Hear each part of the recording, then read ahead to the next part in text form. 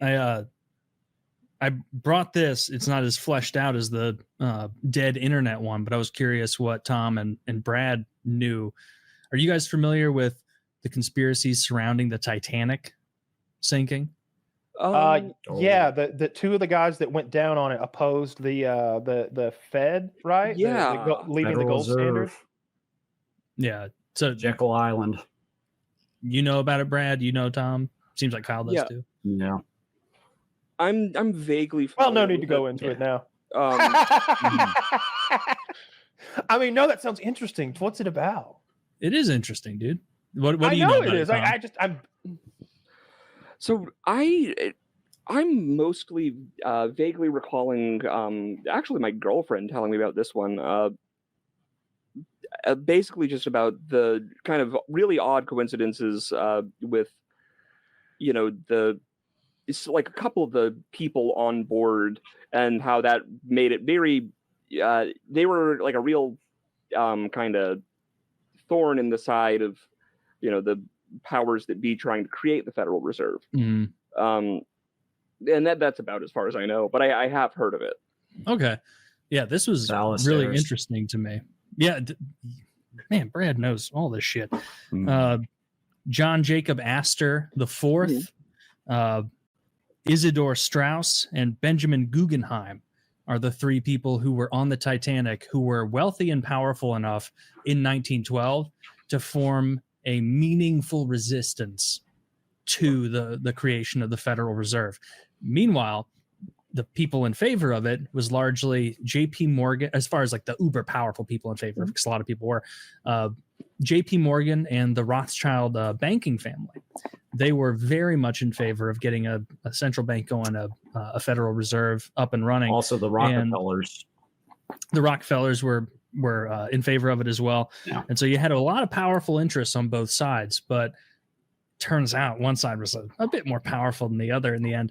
And the three that went on the Titanic, John Jacob Astor, Isidor Straus, Benjamin Guggenheim, they had their wealth. Astor was a real estate mogul. Straus was Macy's, the Macy's fortune.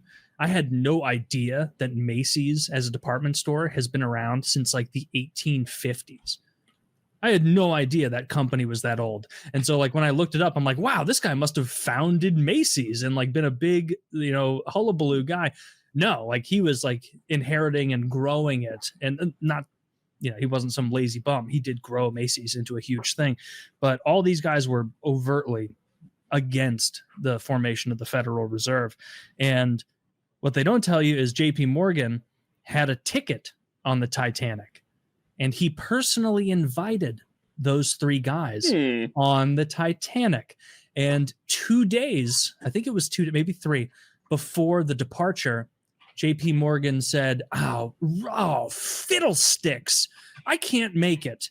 I've got business in France. And so he backed off. He didn't go. And there were also other individuals who wanted the Federal Reserve made that had tickets previously and then backed out in the last 2 days or so. That includes Henry Clay Frick, a steel baron. He had a ticket, backed out. Guglielmo Marconi, he invented the wireless radio. He was not a rich guy, but J.P. Morgan saw a huge amount of potential in his discoveries and kind of had him as like, you're my science slave now, bitch. And so he had a ticket, and then he didn't go. Theodore Dreiser, he was a journalist heavily in favor of the formation of the Federal Reserve, that had a ticket, then backed out at the last second. George Washington Vanderbilt II, the coolest name ever. That guy, he was a railroad magnate. He also was very much in favor of the Federal Reserve. He backed out at the last second. And all of them sided, or I think maybe just the railroad magnate sided, that the reason he backed out at the end was a, quote, family warning. He said someone had contacted someone in his family and relayed that he should tell him, you should not go on the Titanic. And so, and it was also Robert Bacon, the Secretary of State and financial ally of Morgan. He had tickets and he didn't end up going. Another thing is J.P. Morgan, who owned the Titanic, he also owned the IMM, the International Mercantile Marine, or the IMMC, the International Mercantile Marine Company. And he owned the Titanic via this. And he was responsible for not allowing enough lifeboats to be made for it. They said before it departed, hey, this doesn't actually live up to even 19 teens regulations. You should have enough lifeboats for everyone on board. This is pretty baseline. And because of his control over that organization, he pushed it through anyway. And so there was a real understanding that this guy who owned the Titanic, JP Morgan, he was in control of, you know, he wasn't picking the amount of boats, but he had the ability to override people who would have delayed the departure and the journey on those grounds. And so to me, and I didn't spend nearly enough time looking into it, it seems straight up conspiratorial that all these people, you know, died on the Titanic. Seemingly no hyper wealthy people who were in favor of the creation of the Federal Reserve died on the Titanic. They all canceled beforehand. It was only opponents to the Federal Reserve that died there. And the fact that JP Morgan was like, he hated these guys. Astor, Guggenheim, he hated Strauss, disliked all of them. And so it just makes a little too much sense. It's a little too serendipitous on his behalf that this would all happen in his favor. And so I'm also convinced myself of that. I'm a retard, so I can be convinced of anything, but like makes sense to me.